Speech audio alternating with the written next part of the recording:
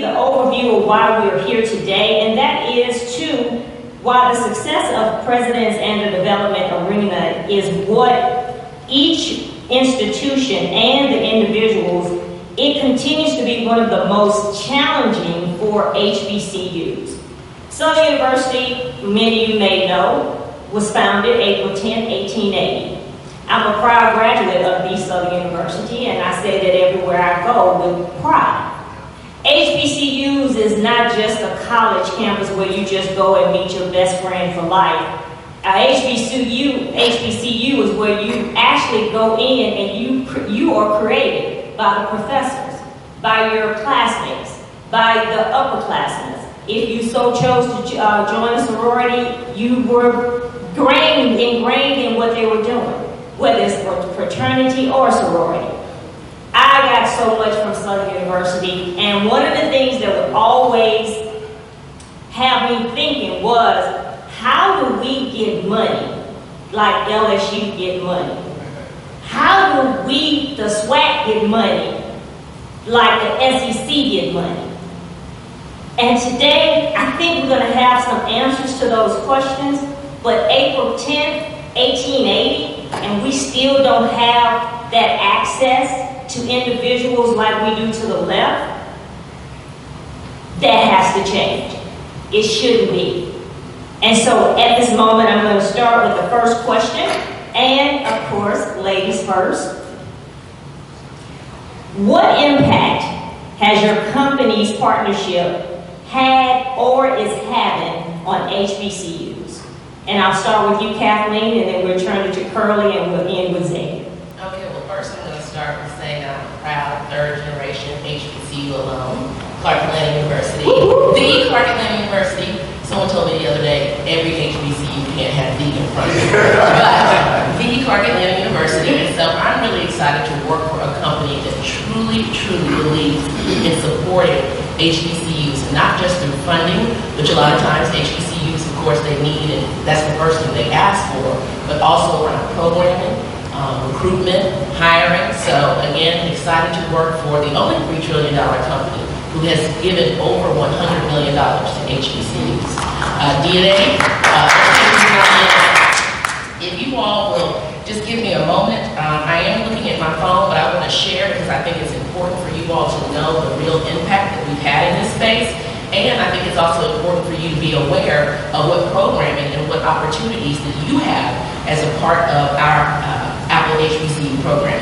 So like I said, with our financial commitment, we've given over $100 million, but I also want to talk a little bit about our programming.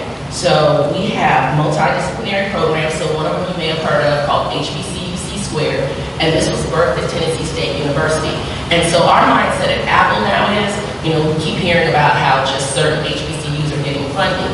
We're trying to kind of change that narrative and actually put money in one entity that then amplifies the entire ecosystem. And I'll talk more about that. HBCU C-Squared, Dr. Glover, you know her, she has great tenacity.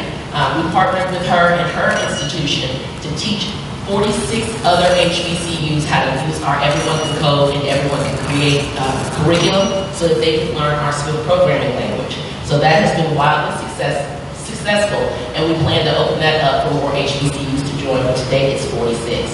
We also have something called Beyond Benign, which is a 3-year monetary commitment that we started this past year, where we're working with educators to, again, the conversation that happened in the last session, to really up-level the curriculum, because as we know, and I don't want to talk badly about our HBCUs, so don't take this comment incorrectly, but a lot of the curriculum is antiquated and outdated, and we really need to up-level it.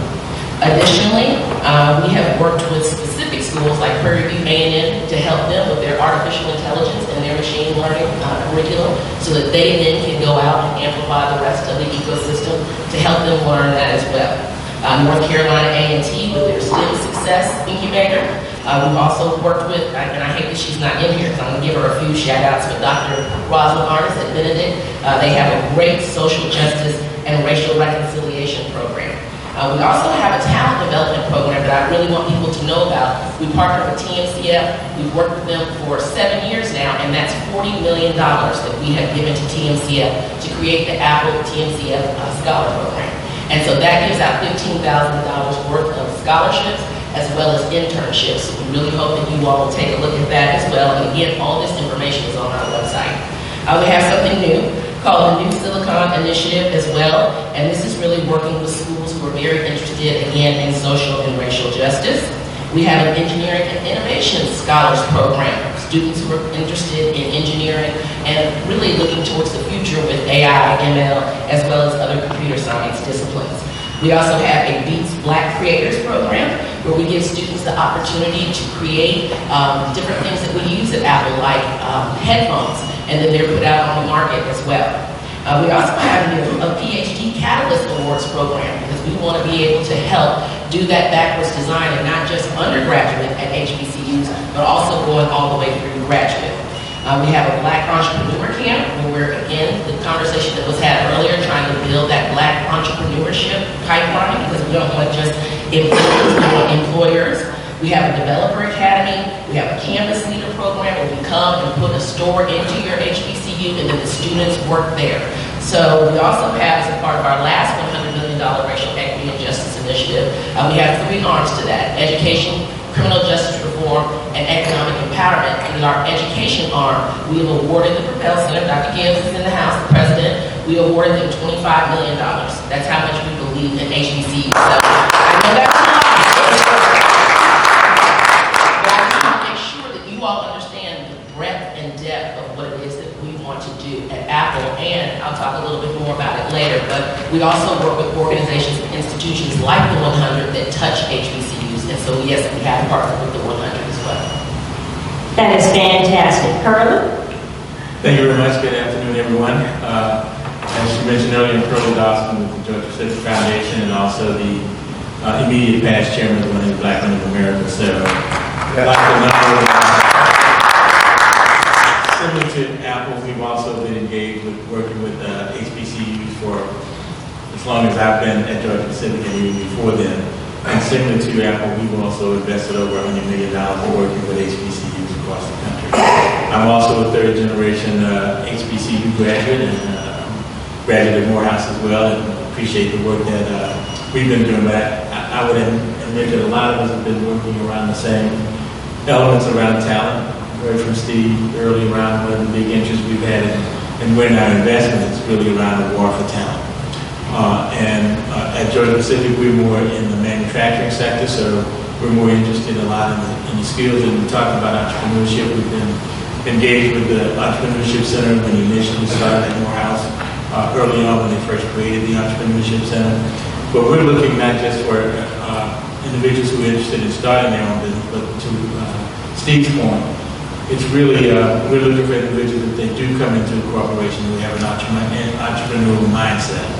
And that is that people who want to be innovative, they want to be contribution-minded, and they want to bring in talent and skills to the work and help create and be innovative in that process. And that's why we think that's important for us. And I think that's one of the key issues for the HBCUs is to understand that that's kind of what companies are looking for when they're looking in terms of that talent. They're not just looking for people who want to be continuous learners and who have a really entrepreneurial mindset and really want to help make it be contribution-minded. That's an important part for us. So we partner like many other corporations with Thurgood Marshall. We put $25 million to them as well. The United Negro College Fund, the same amount. And we've given that same context, and then we work with several individual institutions as well.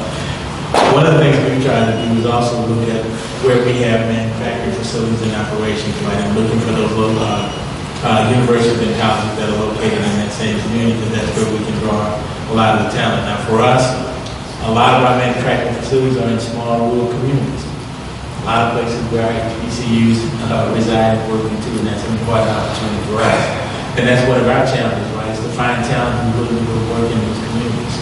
And so we're looking for those organizations who, a lot of your graduates come from those same communities, and hopefully they're willing to go back and add value to that same community working. So I think, from my perspective, is beginning to understand kind of what your students' talents are, also what you view as your strengths and your competencies, right? For corporations, unlike individuals and private foundations, that it's not totally philanthropic across the board, we're looking for a return on the investment. And a lot of times that depends on what whether there's a specific skill set that we're looking for and the talent. In our case, a lot of engineering is working, computer science, project management, those kinds of things, the talent that we're specifically interested in, right? And if your university's got a very stellar program in those components, you can use that to your advantage in terms of how you partner with an organization. I'm sure Apple and others are looking at artificial intelligence working, right? If you got programs like that you can begin to highlight as part of your curriculum and work, and that's going to help you establish that relationship going forward with the corporation. It's more around trying to figure out what our needs are and what your strengths are, and how do we create a match in that same context. Thank you. And I'm Xavier Peoples, founder and CEO of HBCU Change. And I did not go to an HBCU. However, I work at one of the largest Wall Street firms in the world, Bloomberg firm. And what I understand is, being one of the few black people at that firm, that I am not sitting in the seat that I sit in today without someone who went to HBCU.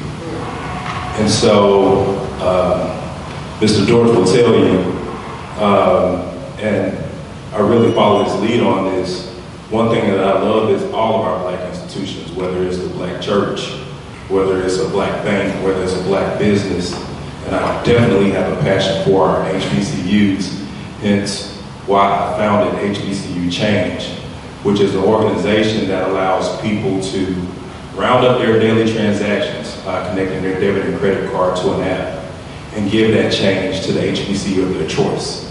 And so what we found is that people who are connected to our app, they donate about $27 a month to the HBCU of their choice. So using a school like Clark Atlanta University that has 40,000 alumni, if 10,000 of your alumni were to connect to our app, right, that's $270,000 a month, over $3 million a year, going to Clark Atlanta University. And so at HBCU Change, we are a small shop, it's just 3 of us. But over the last year, we've raised $1 million in change. Literally in change. We've raised $1 million in change, and we've given that $1 million to HBCUs all over the country. And so I stood out and I said that we wanted to raise $1 billion for HBCUs over the next 10 years, and a lot of people laughed at me. But I'm sticking to it. We're going to do it. And the last conversation, the last panel, they talked about the importance of data. And I just want to briefly talk about that today. Not only are we a fundraising company, but we are a data company as well. And so what we do is, when people sign up for HBCU Change, on the back end, we have that individual's email address, we have their zip code, and we have the amount of money that they donate. Why is that important? What we found in talking to a lot of HBCUs across the country is they have bad data on their alumni and supporters. And so that's the foundation of fundraising. If you don't have good data and you don't know how to reach people, how can you raise money? Right? And so what we've implemented is technology and data to give to HBCUs to enable them to go out and to know exactly where to pinpoint their donors and their supporters to give to their institutions. And so I am happy to be here today.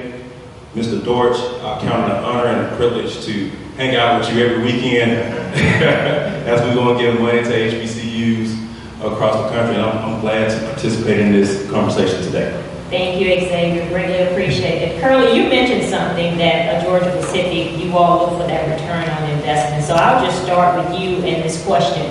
What is your ROI that you as a corporate entity is looking for from a partnership?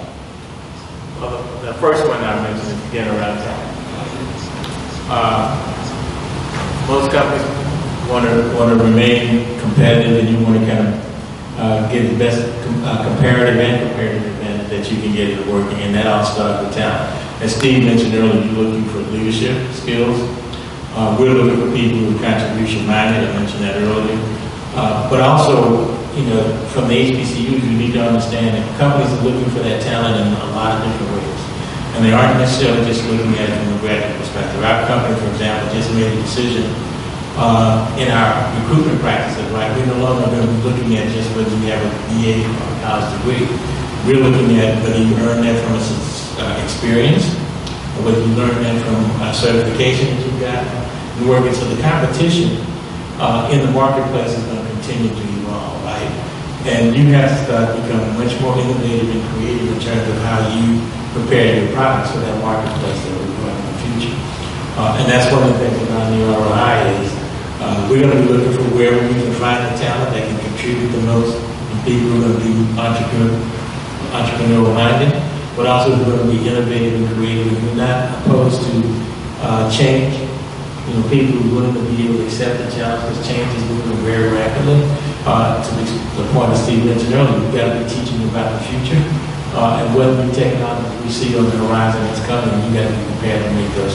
And so we're looking for people who can adapt to change. To your comment about ITC, right, and the leadership skills, that's something that most companies are also looking for people with integrity. And the moral compass that you're talking about is important for us in terms of what we look for in terms of the talent and skill set that we have. And that's something that you guys can really help bring forward in that context. We have a saying in our context that integrity is going to be knowledge in any day of the working. So we got someone who shows full integrity no matter how competent they may be. If they can't really show that they can meet our cultural requirements and integrity, they're not going to be very successful in the organization. So those are some of the components that we're looking for in terms of that talent. The other thing I would mention is we're not only sourcing from traditional four-year colleges, right? We're working with technical colleges because, again, in the manufacturing sector, that's a big part for us. And we can actually teach those. We can take equipment to that technical school and actually teach them to learn the skills and learn how to operate that component. So again, we're looking at Propel Center and some of the others where you can be innovative and creative in terms of how you partner with an organization. We create an opportunity for them to begin to find and source the talent that we want to. And I think Steve's point to your question about how you get us out of the education is you're going to have to begin to provide the tools for those students to be able to meet the demands of the marketplace going forward. Kathleen. Currently basically still my answer. But at Apple, we're a very unique company. And so not only are we looking for you to have your career skill set, but we want you to be innovative. We want you to be creative. We like to say something. We want you to be able to see around corners. We want you to be able to surprise and delight. We want to make sure that you are value-minded and you're aligned to our values that we have. You can ask anyone from a custodian to the CEO at Apple, what are our 7 principles, our 7 values? And they'll be able to rattle them out. You have to understand things like privacy. There's just so many different components that we look for in a person because we want a really well-rounded, well-embodied person to come because we have a big brand. We want you to be able to represent that brand well. So there's just a lot of things that we look at, and that's why doing a backwards design in schools, HBCUs specifically, to making sure that they have those skills. Steve said something great. We do training or professional development, we like to call it Apple, but we don't want to train you for your job specifically. You understand what I mean? So it's important for us to, again, just have these well-rounded people that come backwards design, making sure that curriculum is on par. A quick example, I went to an HBCU, asked the computer science professors if I could have their curriculum, and I took it to our engineers at Apple, and they said, whoever is teaching this, their students would never work here. And so it's important for us to really get in there and not just put funding, but make sure we're going in and teaching these schools what we want on a return on investment and then helping them with that skill set, but also those wraparound skills so that they can move into corporations like Apple. Was that particular college acceptable to being teachable and coachable? So yes, but not all of them are. Gotcha. I'm going to ask you this question, Xavier, because I know you deal with the fundraising side of it, and pretty much all of us in this room probably have a hand in fundraising. But what are your recommendations for institutions, recommendations how institutions can develop multifaceted relationships? Well, first and foremost, I think, so I'm talking with 2 different hats. I'm talking from the HBCU change hat, and then I'm talking from the Newburgh Berman hat. So from the Newburgh Berman hat, we manage endowments and foundations of some of the largest PWIs in the world. And one thing that I think that from an HBCU perspective that we don't do very well with our alumni and our supporters is planned giving. So typically what we do is we go out and we literally ask our alumni supporters for dollars. Like, hey, can you write a check or can you click on this link and can you donate to the institution? Whereas at other institutions, what I found is they figured out ways to get millions of dollars at a time from their alumni through planned giving. So it could be a life insurance policy, so when that person passes away, then the benefactor of that life insurance policy goes to the institution.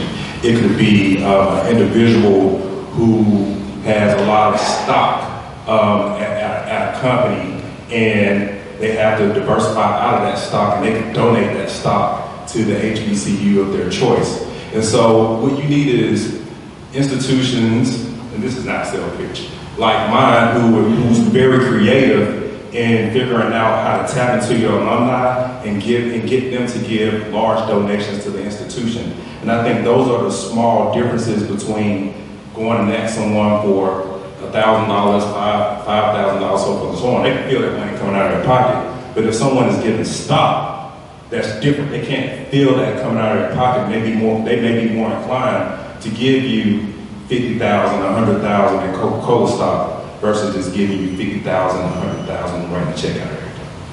Okay. So if this room is filled with these individuals, well-rounded, talented, all have a moral compass, what would you say if these were not the presidents and the board chairs? What would you say to them if this question was asked of them? The young people that are just getting out of school, they're just starting their own business, they're trying to become the next Kathleen or Xavier or Curly. What would you, if this was a group of those individuals sitting in here, this is off script a little bit, what would you tell them? Xavier, I'll start with you. I would tell them to immediately to download HBCU Change and give change to your institution because every cent counts. Okay, $27 a month on the surface of one individual, that doesn't seem like a lot, but when 10,000 people are doing it at one time, and we get these young people in the habit of giving, when they turn 40 years old like I am, or 50 years old, or 60 years old, or however old you are, and then their income grows, then they're already in the habit of giving to their institution. And so those donations that we're looking for, that pipeline that we're looking for is already in place.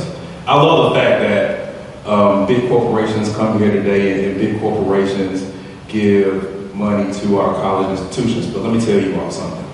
There's one word that I keep hearing every single day, and it is called recession, right? So what happens next year or the year after when there's a recession? These big corporations have to cut their budgets and they can't give your institution money anymore. Where do you go get the money from? And so we have to figure out how to consistently get our alumni and our supporters to give to the institution. And I think I figured out a great solution. Let them give change to the institution. The more that we scale, the more people that we get to give to the institution, even if it's a small giving, it really impacts the institution. And then to overlay that, I think the big corporation donors should be secondary and our primary givers should be our alumni and our supporters, no matter how big or small the donation is. Kathleen? I would say to stay hungry.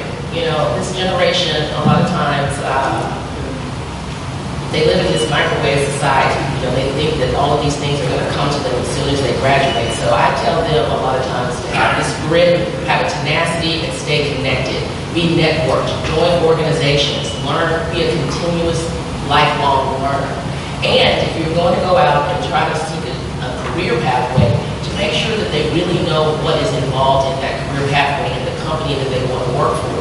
A lot of times we'll interview individuals who just come out of college at Apple. They don't know anything about our brand. They they don't know anything about Apple at all, but you are almost indignant that, you give me this job, And so I just tell them, you need to know, be on your game and know what it is that you want. Also be able to have those workaround skills where you can negotiate your salary, be able to have a really good conversation with me, interview, ask me questions, like how you asked me what I would do. Ask me questions like that. So I just want them to have more grit and more tenacity and really know what it is they're wanting to do and then get out there and network. And a little humility goes a little long way. humility. Curly? If you don't mind, I agree 100%. As she said, so I want to flip the script a little bit and go to something that Steve said earlier. And since we're family in the room, I want to have a candid conversation. Absolutely. I think we got to start with understanding how to help those students before they get out and expose them to what they should look for when they do get out. And they should experience that while they're in the system. And so that means, in addition to what Steve mentioned about being able to meet them where they are, when they come out and have the experiences that they're experiencing every day in the consumer environment and market with their piece, we've got to definitely improve our administrative and academic systems to serve them as customers.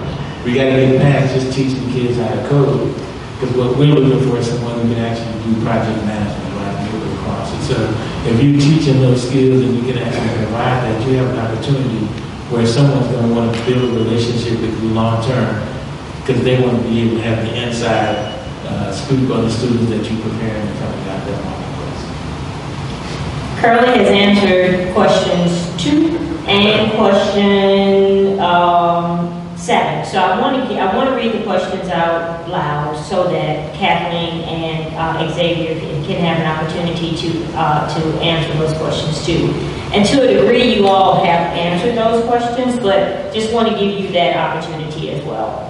What's the best advice for an HBCU to be prepared to establish a relationship with a corporate foundation? And the second question is, what are your recommendations on how institutions can develop multifaceted relationships? Xavier. I think he answered the question already. But I think the biggest thing is, for what he said is, I think transparency is everything. Corporations want to know where their dollars are going.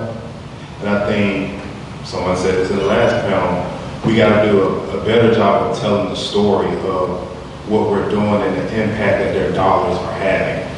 And so if we do a good job of telling the story, then they'll be more inclined to give. Dr. Kevin James is in this room, and we partnered with a Fortune 500 company called Asbury. And I brought Asbury to Morris Brown College, and I wasn't expecting this. We were just coming to drop some money off on Dr. James and take a picture, right? But we come into his office, and we sit down, and he begins to tell the story of how he started to turn around Morris Brown College, and he helped Morris Brown College get their accreditation, okay? And so my point is that story even touched me that day. And we walk out of the room, and our partner at Asbury says, how can we do more? Right? Because he did a good job of telling the story, right? He did a good job of being transparent and telling them where the money is going. And then ultimately, that triggered them to say, well, we need to be doing more so he can do more of that, and Morris Brown can continue to do their hard reset, as he always says.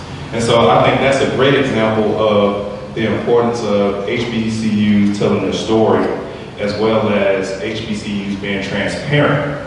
That will continue to help big corporations come in and want to do more with historically Black colleges and universities. Thank you, Xavier. Kathleen? I like this question. There's this joke that we candid, right, with family.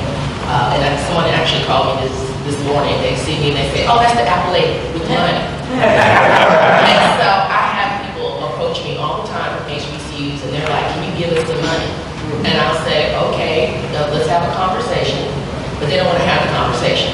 Why do you want the money? Oh, we're HBCU, we need the money. Okay, well, we need to know a little bit more than that. It's about impact and outcome, and I can't just give you some money. And then there's this attitude sometimes, well, you're Apple, why you can't give us any money? Wow. And so one thing that's really important for us is, again, for our institutions that we partner with, for them to also have the same value set that we do. Also, when you come and ask for the money, be prepared, right, on why you want the money. Have a proposal, have an initiative that you want us to fund. And we don't do just funding. We do recruiting, we do internships, we give in-kind donations, we give equipment, Apple Watches, laptops, computers. We do a lot of things that people don't know that we do. And a lot of times people don't want to get to know us because we have to know you in order to give. And I'll give 2 quick funny stories. Well, not funny, but entertaining, hopefully. And I hate she's not in this room.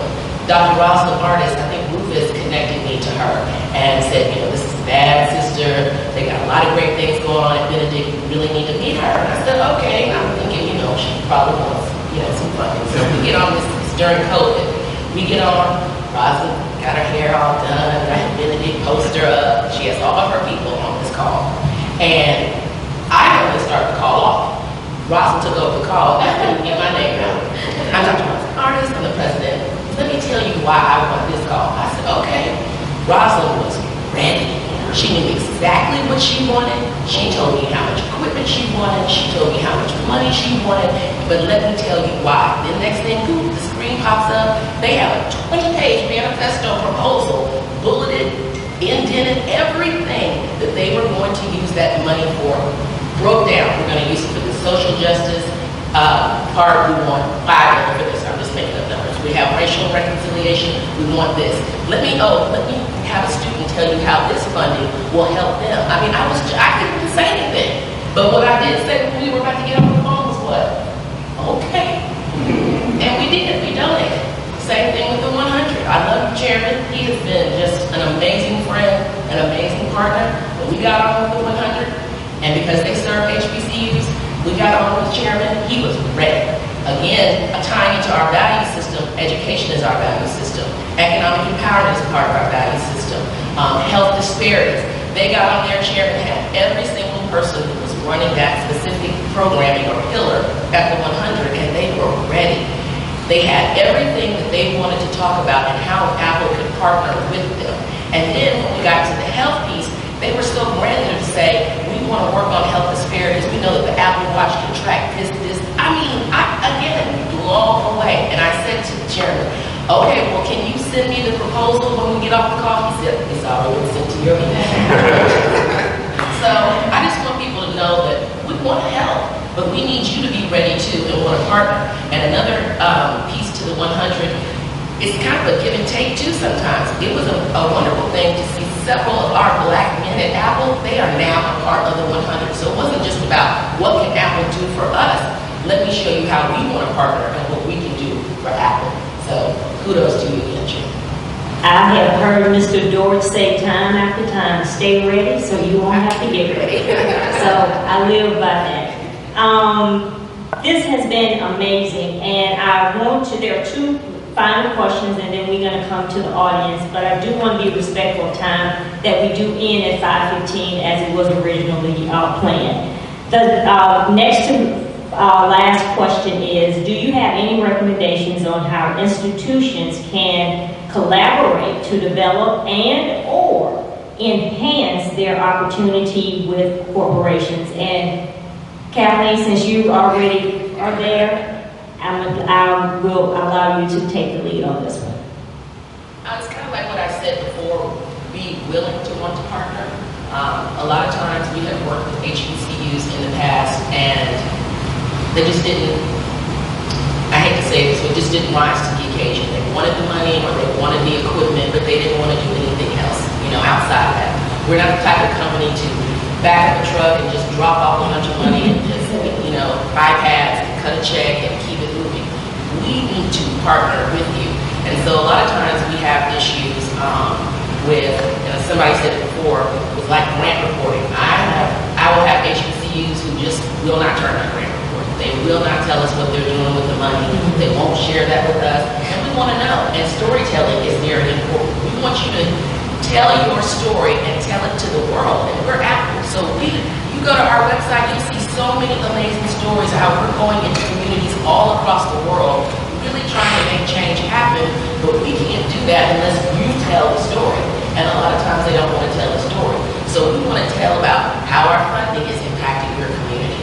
We want to hear about how these products that we put into your institution, how you're not just coding, but you're learning AI and ML, and you're doing faculty training, and you're doing, we want to hear these stories, and we've just had difficulty in that space.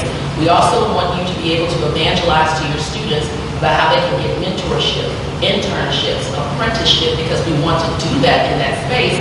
But a lot of times they won't turn the applications on time, or they just won't partner. And so that's why we try to be really, really transparent in the beginning what it is we expect in return when you are an Apple partner. I had literally a president tell me one time, I didn't think it was going to be this much. So I just feel like we really, really candid with them, because we are here for these institutions. But we're Apple. We're a data-driven institution ourselves. We have to know what the outcomes are of what these institutions are doing. So I just think that we can have these multifaceted, multi-year relationships if the schools choose to truly partner with us. So I'm just curious, he or she wasn't aware that it was going to be that much money or that much information in order to get the money? Well, we gave them the money and some product, and then they were like, well, I didn't know we were going to have to do all this with this money. Because we're very clear at Apple, we have a statement of work, and we literally call it the Bible. We expect you to meet each tenet of the statement of work, and before we give you anything, we go through the statement of work and make sure that we are in agreement. These are the things that we're going to do, and these are the things that we're expecting in return. And so they sign it. And so they're very clear before they sign what they're signing up for. And so a lot of times they don't want to do it. Curly? Well, I mean, I'll sum that up with two words, and that's, companies are results oriented. That's the bottom line. And if you're not willing to provide the results for the work you've done, you're not going to have a long-term success with that company. Because they'll test you once, and if you don't deliver, they're not coming back. And so you've got to be prepared. If you willingly accept the funds, you're going to have to be prepared to provide the results. But to the question about collaborations, I think the Propel Center is one again unique example where here's an opportunity to begin to collaborate not just with one or two institutions, but on more broad basis, right? But there are opportunities for HBCUs to partner even in the smaller towns, right? We have in the Atlanta area, we got these research alliance, right? That Clark and even majority institutions in the city, and they're producing real results. That's how we got to be one of the top companies in the area around technology and on biomedicine, right? Because of this research work that's being done in collaborations. And so there's an opportunity, when I said, if you do your inventory and really understand what your competitive advantage is or your strengths, find another institution that either can complement that or have another opportunity that they compare their strengths with yours, and you can collaborate to deliver some unique and innovative products in the marketplace. That's what people are looking for. And innovation these days is really the key word going forward. As Steve was talking about preparing for the future, it's not about just what you've done today. You've got to be thinking about what's happening in the future and what the new innovative opportunities are. And how can you collaborate with your colleague or a similar institution to come up with some new and innovative ideas? I know from a fact that, Southern University, the engineering program, North Carolina A&T, they have certain programs that people know about, and they come to those institutions looking for that research. You've got to figure out what is your comparative advantage and how do you collaborate with others to create it into the gentleman who started about the National Black Business Association. It's the same thing around our businesses to get beyond, to get scale, to serve these global corporations. You've got to begin not just to be an entrepreneur and a mom and pop today. You know, it's better in some cases to be a board member of an organization that's collaborating, but that has scale and that has capability to move forward. And I think our institution, we got to start to build some scale, and we're going to do that through these collaborations. And I think if we pay attention and make this Propel Center a success, it's going to really become a model for what HBCUs can do in other different ways and different opportunities to go forward. So let's not drop the ball on that piece, because that's a unique opportunity, and we should really, really take advantage of it. I'm going to start this off by saying there are roughly about 40 million African Americans in the United States, in a nation of 300 million. And I'm starting this off, just follow me a little bit. I think HBCUs have to do a better job of making themselves known. And what I mean by that is, there are a lot of white people in this country that don't know one black person. There are a lot of white people at these major corporations that don't know one black person. And you'll be surprised that at a lot of these corporations, they would love to hire someone from HBCU. They just don't know how to get to an HBCU. They don't have access to anyone at an HBCU. And so what I believe is outside of the Morehouses of the world, the Howards of the world, and kind of like that top five, and I'm in that top five in the sense of known HBCUs, I think other HBCUs have to do a better job of branding themselves outside of the culture of HBCUs. So when you think of HBCU, you think of the band, you think of the tradition of the school, right?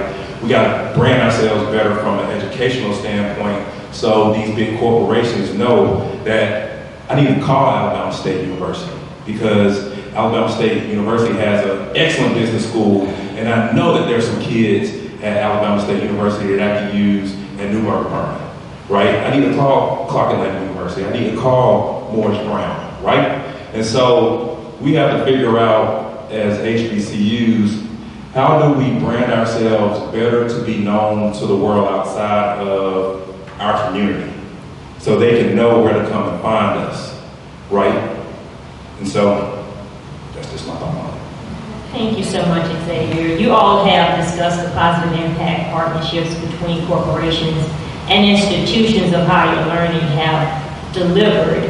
I want to ask you this final question before we turn it to the audience, because I hope there are some questions that you would like to ask this amazing panel. Do you, or what is your experience with any obstacles you have had by creating these types of relationships? Xavier, I'll start with you.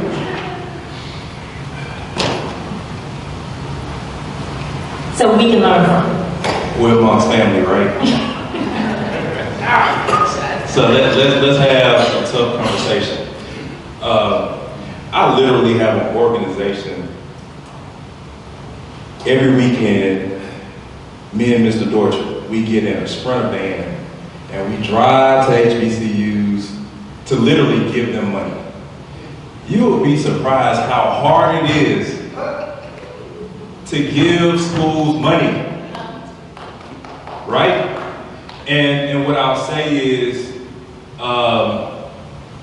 so I'm not from like HBCU culture. I mean, I'm black. I know black institutions, like church, like business. I understand it, but a lot of these schools can't get out of their own way. So it's publicized every year when enrollment happens and then school starts. You take students in and then there's nowhere for them to stay. You take students in and then there's mold in the dorms. Why wouldn't you want to take my $10,000, $25,000, $100,000 that I'm trying to give to you? Why is it so hard for me to give it to you? And so,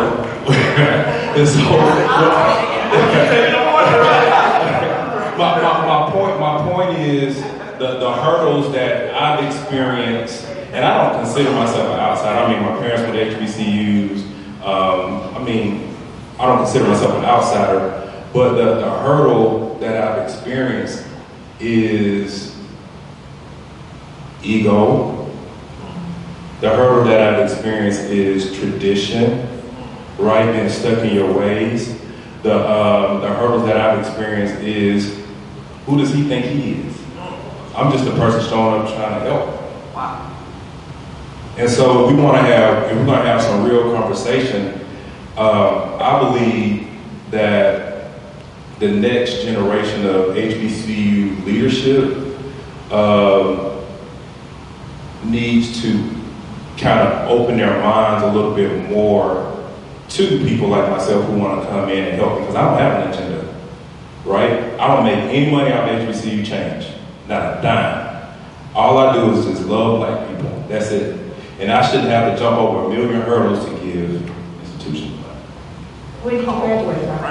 I graduated from the University of West Jordan. I was an athlete in college, and that's where I played basketball. All right. Kathleen?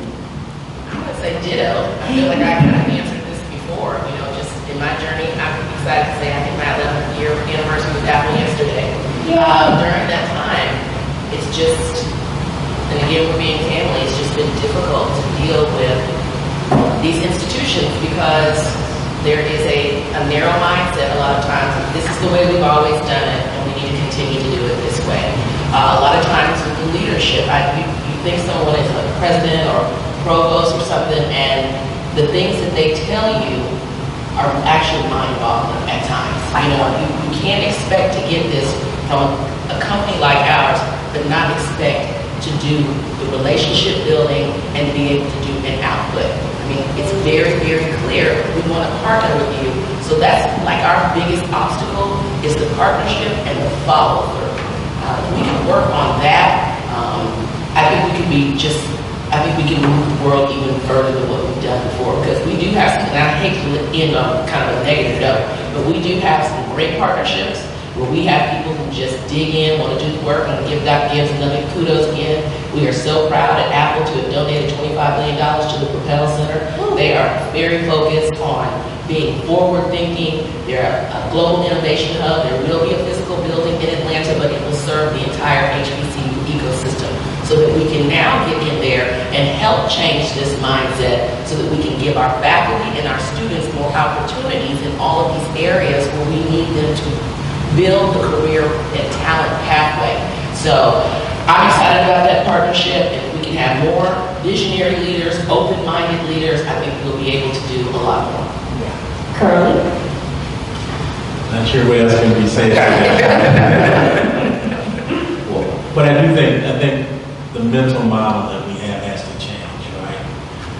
And we've got to change the mindset in terms of our expectations and what our capabilities are. I mean, you know, when I grew up, even in the segregated society, and had hand-me-down books instead of writing, I had teachers who were motivating me the whole time I was there.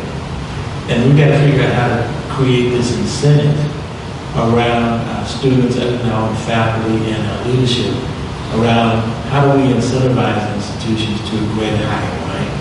And to the point that you gave the example, I mean, it's whenever that situation happens, it hits the news across the country, right? 20 students, I mean, you know, you invite 10,000, except that, 1,000 students and you can't house them, right? That just reverberates across the country. People hear that again and wonder, why do we continue to do that year after year? And we create it, and we don't really understand that that's a real black eye on the institution and on HBCUs.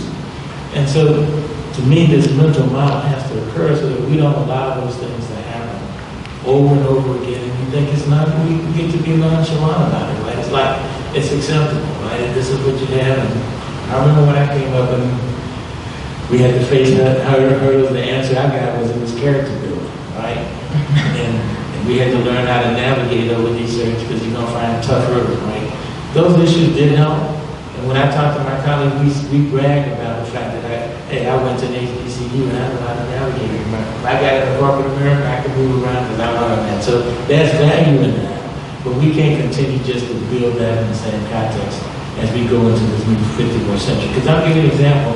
The competition out here is really It is. and the majority of institutions now are becoming extremely focused on recruiting our talent. And now we've got a generation of parents who are not going to be as acceptable to the kinds of things that I went through for that kid to go through. That's just not going to happen anymore, right? And I'm listening, I've got another friend of mine just talking about his daughter's experience at Princeton. You know, getting everything that she needs, working the whole works, and you competing against a whole different environment these days. And we got to change our mindset if we want to be competitive in that environment. I don't mean that we're going to be able to compete on those dollars, but we can certainly compete in making ourselves much more efficient, much more customer-oriented, and much more receptive to the needs of the students that we have coming in. I just think that's got to be the first step here, is to change the culture in our institutions and the mental models that we have currently. That's got to change. Kathleen, you wanted to say something? Curly made me think of something when you said mindset. Does everybody know what the digital divide is? In the beginning, there's two of them now. The first one was, with technology, it was the haves versus the have-nots, right? And then we moved into a second digital divide now everybody has technology. Everybody has a smartphone, an iPad, laptop, the other A word, I'm not going to say out loud. So, how do our children use technology is a big problem. Our children are a lot of times consumers versus producers. So they are on TikTok, Snapchat, they use it for just social media, they use it to create a spreadsheet or a presentation or like a Word document or something. We have to move past. Those are so antiquated skills that we have to start getting them to create apps or, AI, ML. You talked about drone technology. We have got to move them, and the leaders have to be willing to put in the hard work to partner to create that curriculum, because we can't keep teaching them. When my son went to school his first year, they taught him how to use Word. Like, he don't work forever. Like, is that what we're doing in college? Right? So we have to make sure that they are doing not cutting edge technology skills, but leading edge technology skills, the ones that are geared toward the future. Awesome. I have one last question that is not a part of this, and then we're going to turn it to the audience. I know you didn't graduate from an HBCU, but I think it's fair to ask this question. Describe HBCU in one word. Xavier, Kathleen, Curly. HBCU in one word. Important. Culture. Right. There you go. We turn the questions over to the audience. Is there a chance that Apple and HBCU Change would be open to training HBCUs as it relates to the financial development process as pertains to asking for dollars, and also as pertains to how you all look for those dollars to be reported and how to maintain positive annual giving relationships? Yes, so I can't answer that and say emphatically that we will do that, but we do in a way do that. When people reach out to us, we sit with them, we let them know what we're looking for in a partner. We give them a template on what it is that they need to fill out, for them to get a possible donation. So we don't go out and train people how to ask Apple, hey, yeah, but we do sit down when you come to us and have a really thoughtful conversation about what are your needs. These are the outcomes. We do a statement of work. Each piece is sectioned out so that we are very clear on this is how we're going to help, because we need to be accountable too, right? But this is what we need from you. So I can't answer that we would go out and train HBCUs per se, but we do work with you. And what I'll say is, a lot of people think it's a science to it, but it's really an art. And what I mean by that is, one key thing that she said earlier was that where we missed the mark is, we missed the mark on kind of like the paperwork, but we missed the mark on the art part, which is the relationship part. And see, a lot of times, what we don't realize is we can get money out of someone if we have a good relationship with them. And so we need to invest more time doing the relationship-oriented stuff Because if you have a good relationship with someone and your paperwork in together, they can come back and be like, hey, build this out right here, do this right here, and then we'll take care of it. And so I'm real big on EQ over IQ. We have a lot of very smart people in the world with a lot of hard skills, but they don't have the soft skills to really make things happen. So that's why the average CEO in this country has a 2.3 GPA. Well, not the smartest person in the room, but the EQ is very high, and they know how to navigate those relationships to get things done. Thank you so much. And Tommy, it is exactly 5:15. We ended on time. And thank you all for participating at the Next Level Corporation Give It. Once again, don't forget the reception at 5:30 at the 8 Block Restaurant here on the same level.